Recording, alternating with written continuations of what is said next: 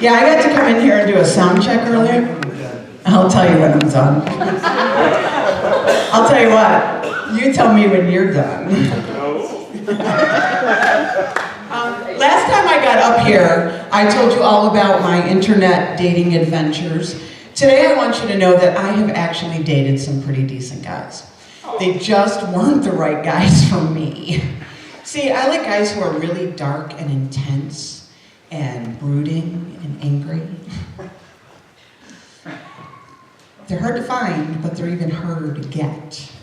There was this tattoo artist who really fit the entire bill for me, and he had lots of amazing qualities. Sadly, the one I was interested in his pants. Then there was this great guy from Fort Drum. I really liked him. We went back and forth for a little while. He really was not 100% stable. Wow.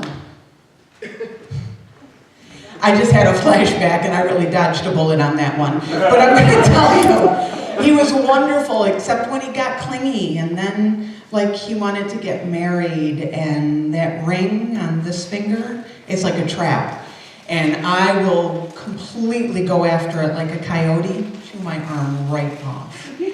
I like to have relationships on two hands. This hand is me, my right hand, because I'm always right. I am smart and funny and pretty, and I have friends and family and hobbies and things I like to do on my own. On this hand, I like to have a partner. He is smart and funny, and he can lift heavy things up a flight of stairs. He has friends and family and hobbies and things he likes to do on his own. Now, when we're together, it's awesome. But we have to be able to spend time apart. Because just because I enjoy sex does not mean that I want to spend every waking moment looking at you from that moment forward. I can't help it. I can't help it. I do enjoy sex, but when I break up with someone, I like them to think it's their idea.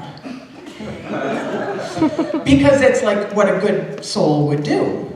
So the way I got rid of Mr. Fort Drum was I told him that we were only going to have sex moving forward doggy style.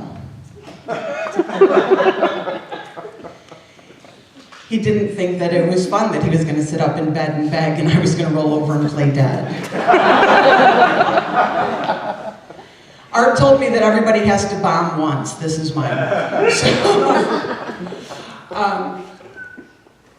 Relationships are hard, and they're a lot of work. And I already have a job. So I don't want to do that on the side. I've had lots of jobs in my lifetime, just so you know. My last job, before this one, I did domestic violence and sexual violence prevention education. And while there's nothing funny about either one of those topics, there is one presentation that forever will stay in my mind and make me laugh. I was doing a sexual harassment prevention presentation at a local fire department. They decided that they had hired some female firefighters and they needed to do some sexual harassment prevention. Halfway through my presentation, guy stands up in the back of the room and slams his hands on the table. He's like, "This is bullshit." Okay. What if I want to be treated like a piece of meat? Okay. Then you, my dear, will not be filling out any paperwork after the show. I asked him very politely, I said, "Sir, what is your name?" And he said, "Chuck."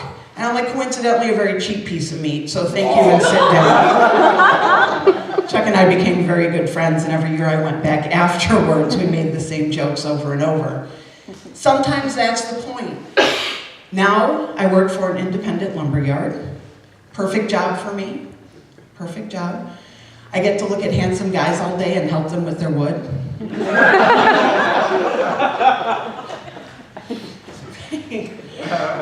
I was a little confused at first about dimensional lumber. I didn't know the difference between a 2x4 and a 2x6. It's because people have been lying to me for so many years. You don't know what to do. You don't know what to do when you're in that predicament. Customers come up to the counter and you try to figure out in your brain, what are they going to do with those products that they're buying? Paint, paintbrush, turpentine. I get it. Nails, hammer, lumber. I get it. Tarp, twine, hydrochloric acid, a scrub brush. I wasn't even the least bit concerned until he asked me if our receipts were time-stamped.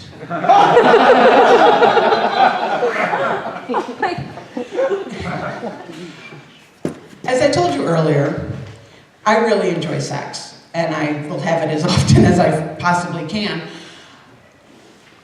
And even if it's mediocre, I will give the guy my number, all 10 of them. And if he can get it back in the right order, I'm sure to give him a second chance. There was another joke, and I probably shouldn't have had 3 drinks before I got up here. So that's it. That's my time. If you can't laugh at yourself, folks, you're missing the best joke of the day. Thank you very much.